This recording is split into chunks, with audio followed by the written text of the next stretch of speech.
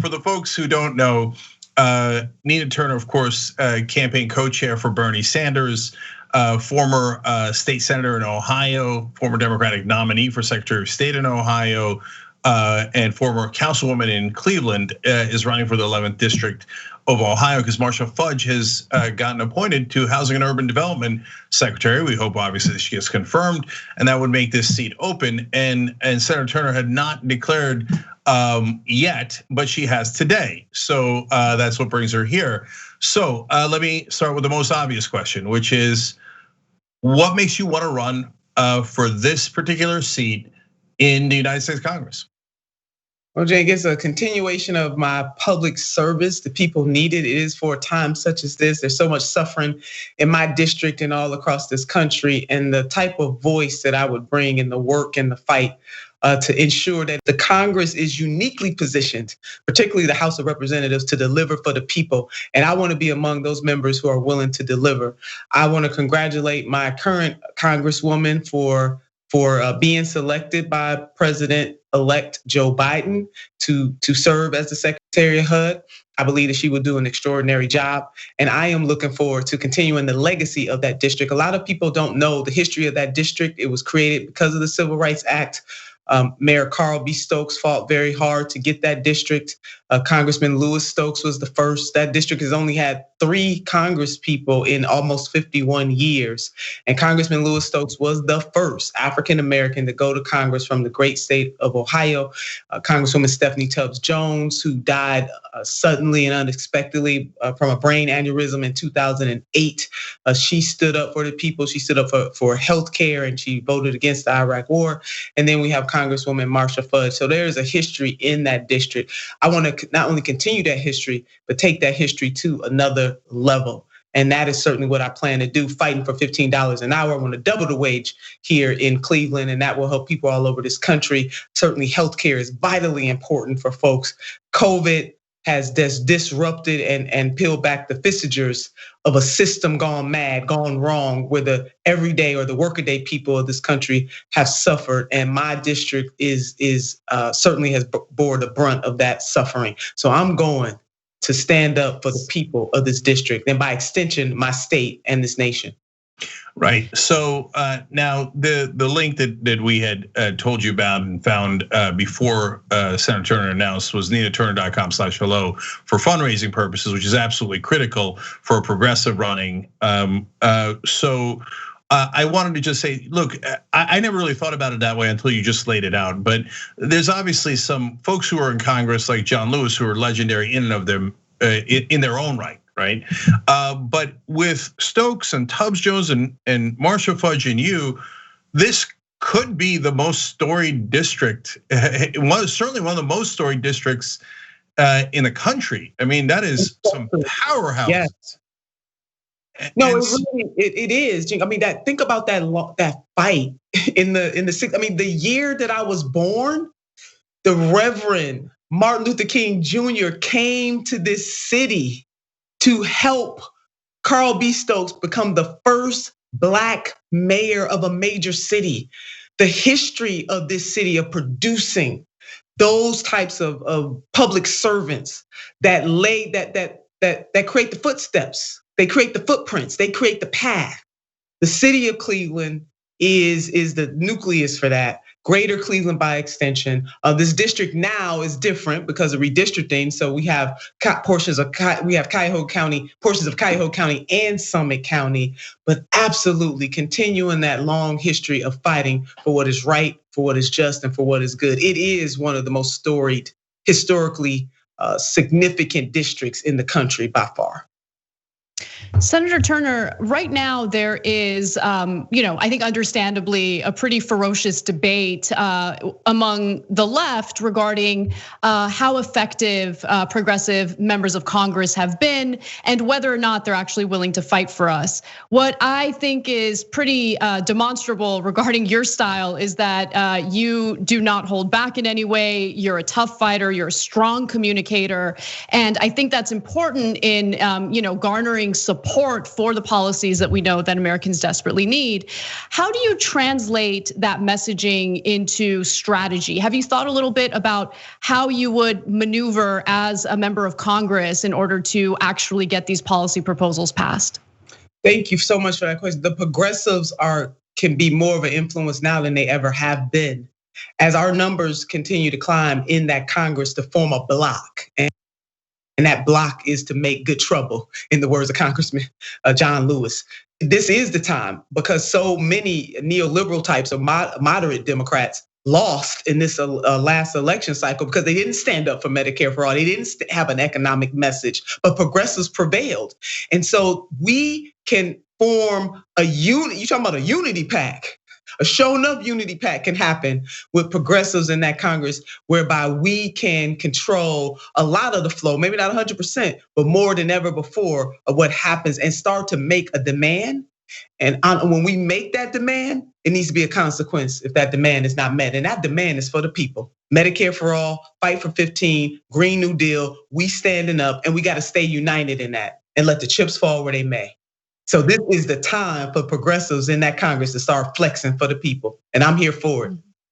So Senator Turner, that goes to what I was gonna ask as well. So as Frederick Douglass said, power never concedes without a demand. And you mentioned the good trouble that John Lewis talked about. But of course, most of the mainstream media is opposed to good trouble. And so when you have a so-called compromise like the one we're gonna discuss later today on the show, of basically $188 billion in new money, when the Democratic Party started with a $3.4 trillion demand and whittled it down to that. Well, how are you willing to draw the line, and what would you draw it for in this context for the COVID relief bill? Well, Doug, we have not. First of all, I'm trying to contain myself because it's immoral. I really have no words that I can say on this show to describe the anger that I feel. You know, I work for one of the mayors of the city of Cleveland.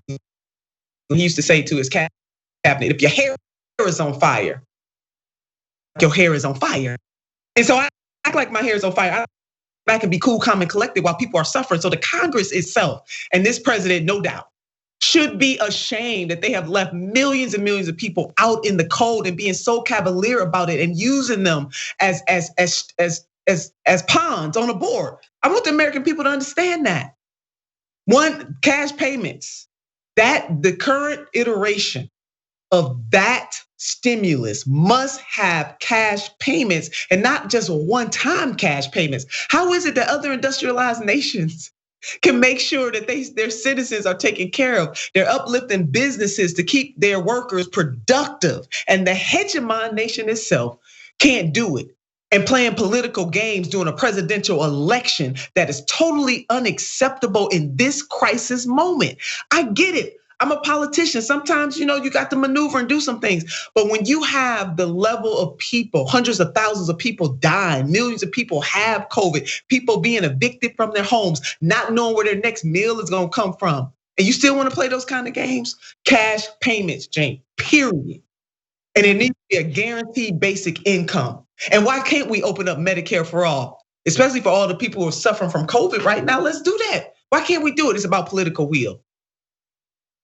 Yeah, I think you're absolutely right about that. And it reminded me of a statement I heard by Matt Stoller recently. He was being interviewed, and he made an interesting point about messaging by progressives regarding these policy proposals, and how the framing has really been that these proposals are radical, right? They're so different, it's almost like fringe. But when you really look at these proposals, I mean, when you look at, let's say, free college, free public college specifically, these are things that we had in the United States, and they were chipped away through decades of neoliberal policy. And so what do you think about that framing? And how do you intend on really selling these policies to people who might have fallen victim to some of the corporate media propaganda regarding how quote unquote radical it is? One of the beautiful things about my one of the beautiful things about my ability to be able to travel all over this country and takes the city of Cleveland, this district, with me everywhere that I went, is that what they call radical, I define as right on time. And so the way we're gonna have those conversations with people, because most people either know somebody or have somebody in their family that has been impacted by COVID. And so when I say to Ms. Johnson or Mr. Gonzalez, do you know what Medicare for all, what universal healthcare would mean to you and your family? See, they understand that. They might not label themselves as progressives, but we're gonna talk about the issues, what they call radical is right on time. Most of the American people are right where we are. Those of us who identify as being progressives or liberation fighters, but it's just having those kinds of conversations without the label. Do you believe that you deserve $15 an hour? What some folks call radical, we call right on time. Do you believe that that student debt should be canceled? Well, what they call radical is right on time. What's radical is to continuously bail out the ultra wealthy in this country and leave the average citizen to fend for themselves. That is what is radical. Not only is it radical, it's immoral. So on the whole, most of the American people, no matter how they identify politically, are right where we are when it comes to canceling student debt, $15 an hour minimum wage, the Green New Deal, they're right with us. And as leaders in this movement, we just have to speak their love language. That's it. And get them to move and to make the demand. And we got to have a consequence for the demand. You know, our sisters and brothers in other countries rise up and they take it all the way to the streets on a regular basis. And I know COVID makes it harder to do that, but we got to remind people that they deserve so much better than what they're getting, and we can afford it. If the military industrial complex that continues to blow up every single Congress, they have no problem with enriching the military industrial complex. But when it comes to making sure Big Mama got healthcare, you got a problem. You wanna know how we gonna pay for it. So we need a complete paradigm shift and a reimagining in this country. And I want the American people to know they worth it. They deserve it. It's their money, and we need a new social contract. NinaTurner.com/hello. Okay, so when you talked about fighting for Big Mama, I was in. and look, you're speaking a language that voters understand, which is you're worth it. Like the politicians aren't supposed to serve the corporate donors. So let me do a quick question, and then I want to do a larger one. Are you going to take corporate PAC money in this run? No corporate PAC money for me. Grassroots. Senator Sanders certainly showed us the way. Yeah. It's a longer way, and I know the presidency has a lot more cachet, but people can throw it out the window that it can't be done. He did it twice, and in his words, I believe in campaign finance reform in this country. I know it's not gonna happen overnight, but we're gonna keep fighting for it. So no PAC money for me, no super PAC money for me. So if there's no super PAC money, then you got everybody, NinaTurner.com/hello.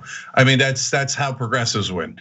And so, but let me get to the larger issue here. Now, I cannot imagine that if everyone in the district saw a debate between you and the other candidates, that the other, I don't know who they are, but I can't imagine how they'd stand a chance, right? I mean, you are a seasoned professional, you are great at this, and that is why you rose up from being a state politician to being the co-chair of one of the major presidential candidates in this country. Of course, that's not how it works. Folks get their news filtered through the media, and the media hasn't been overly kind to progressives historically. And so one of the first things I saw from the media was, well, this is a Biden heavy district. Okay, I don't really know what that means. Does that mean that the folks co-signed on to not having Medicare for all? Do they know that, et cetera? So how do you navigate this, given what a strong progressive you are and a so-called Biden district? Again, maybe you could help clarify if that means anything at all.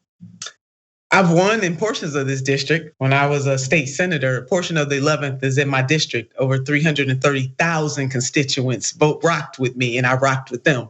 So I think I know a little bit about this district and what they want, what their hopes and dreams are. I'm just gonna take it straight to the American people. It's fine. Those things are not mutually exclusive. Voting for me and people who voted for Vice President Biden, now President-elect Biden, who want to vote for me. Those two things are not mutually exclusive. Vote for me.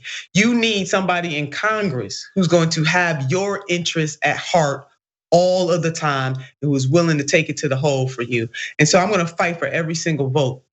That's how I'm going to win this district. And quite frankly, labeling the district in that way doesn't make a whole lot of sense. I would say that this is Mayor Carl B. Stokes' district. I would say this is Congressman Louis Stokes' district. This is Congresswoman Stephanie Tubbs Jones' district, Congresswoman Marsha Pugsley. But this is the district of the people, and not any one politician, even me. Yeah, owns or controls this. Yeah, I mean, I'll just say that if you won a huge portion of the district before, it is a lot more of a Nina Turner district than it is a Joe Biden district, because you literally won. You're right. That's right. Thank you for that. I did serve half of the district, so yes, it's my district too. So it's enough room at the end for everybody, is my message. I wanted to ask a little more about your views on how the grassroots can be active in spurring real change in the country. Obviously, they've been pretty effective in getting progressives elected into Congress, especially progressives who have been willing to challenge some of these Democratic incumbents who certainly do take money from super PACs and have shown that they're far more interested in representing their donors as opposed to their own constituents. And so I'm wondering if, you believe that progressive members of Congress can work with the grassroots in order to organize something like a general strike in order to apply pressure to Joe Biden when it comes to a lot of these policy proposals, like the Green New Deal, for instance. Now, Joe Biden has said on 2 different occasions that he is willing to veto Medicare for all if it ends up on his desk. And so that shows me that even if we win congressionally, there needs to be direct pressure toward Biden specifically to ensure that he actually implements these types of policies. What are your thoughts on that? Amen to that. And I know he has said that, and hopefully there was room to evolve on that. I can't imagine that he really meant that. He said it, so we shall see. But that especially in this day and time and what's happening with COVID is totally unacceptable.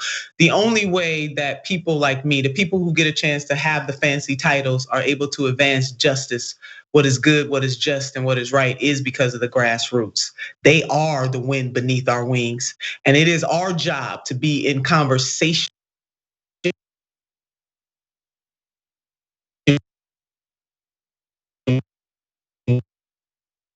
first to understand and then to be understood. But they are the reason and the only way that people are going to move. The constituents of this nation, the voters of this nation, the people of this nation are going to have to get in there and show the elected officials that, in the words of Fannie Lou Hamer, they sick and tired, they're not gonna take it anymore, and that there will be a consequence, that we cannot fall so in love with any politician, that including me.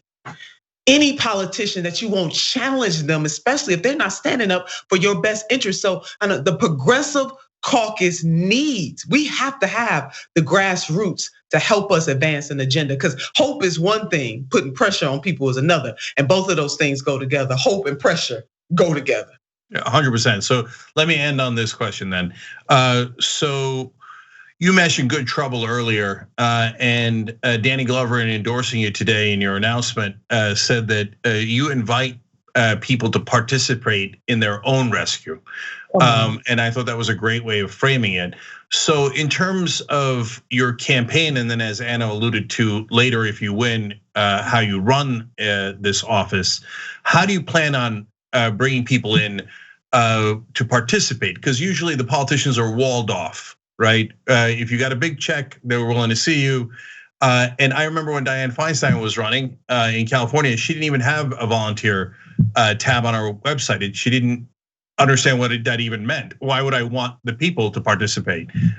So I'm wondering how you're going to make that materialize within your campaign and beyond. It is a larger district and a larger task, and I certainly understand that. But I'm going to do, Cenk, just what I did when I was a councilwoman. I used to have talks with Turner sessions. I would go to different libraries in my ward and meet the constituents where they are. I did walks with Turner, talks with Turner, and walks with Turner. And I remember walking through the community with my elders who were very concerned about what they were seeing, and they were on patrol. It was called the CB Patrol, and it was men and women. I'm just smiling because just to think about how my elders got out there with their walkie-talkies and they're out there protecting the community and me being right there by their side. It's the same thing that I did when I was a state senator. Again, a bigger district, but the method is still the same. It is my job as a public servant. I'm not elected to be a celebrity, a rock star, or put up on a pedestal. I am elected to serve. And one of the ways that you serve is to be in constant contact with your constituents. So they can be assured that the training that I had all the way to this moment, even from being a big sister, as I joked about in my speech, was my first training because I'm the oldest of 7 children. That entire life experience to this point has helped me to understand and to know how important it is to keep the pulse of the people. And one of the ways you do that is to meet them where they are. Luckily now we have more tools at our disposal to do that. So I'm gonna go in 3D. God knows, hopefully COVID will be, we got the vaccines, we got to get it out and we got to see how things, but when 2021, 2022, I will be there 3D throughout the district. That is Cuyahoga County and Summit County. People will know, will be able to touch me, will be able to talk to me. And Cenk, I'm gonna tell you something. The people who work in my staff, they will know that they serve the people. Everybody, whether we can give them exactly what they want or not, deserve to be served. And I will not tolerate, as I have never tolerated in any of the offices that I have served in, my constituents not knowing that they can reach us, that we are here for them, because but for them, we would not have the pleasure and the privilege to serve. I am at the service of the people. Now that doesn't mean the people are gonna always agree with me, but I am at their service. I work on their behalf. Yeah, it sounds like both to Congress and to your constituents, your first 2 words are gonna be, hello, somebody. All right, Nina Turner's former state senator from Ohio, now running for US Congress from Ohio. NinaTurner.com is the website where you could volunteer as well and get hooked up with the campaign. NinaTurner.com/hello is where you can donate to a people-powered progressive campaign. And for all of you who don't know the progressive world, just check out the website, look at the issues, and make up your mind for yourself and have the courage to participate in your own rescue. And for those of you who do know Nina Turner for the progressive hero that she is, this is the time. Okay, so just in time, just as you were saying. All right, Senator Nina Turner, thank you so much for joining us on the Young Turks. Thank you both so very much. My pleasure. I look forward to coming back. Absolutely. Thank you, Senator Turner. Thanks for watching the Young Turks. Really appreciate it. Another way to show support is through YouTube memberships. You'll get to interact with us more. There's live chat emojis, badges. You've got emojis of me, Anna, John, JR. So those are super fun. But you also get playback of our exclusive member-only shows and specials right after they air. So all of that, all you gotta do is click that join button right underneath the video. Thank you.